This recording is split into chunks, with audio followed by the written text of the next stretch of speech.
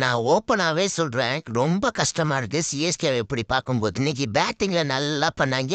பவுலிங்ல கோட்ட விட்டாங்க. பஞ்சாப் செம்மையா ஆடுனாங்க. சிச்சுவேஷனுக்கு ஏத்த மாதிரி ஐயர் செல்லக்குட்டி கேப்டன்சிலையும் பேட்டிங்லயும் கலக்கி போட்டாப்ல. தோக்குறதெல்லாம் ஒரு மேட்ரே இல்ல. நம்மளேவா ஜெயிச்சுனே இருக்க முடியும். மத்தவனா சொம்பையா.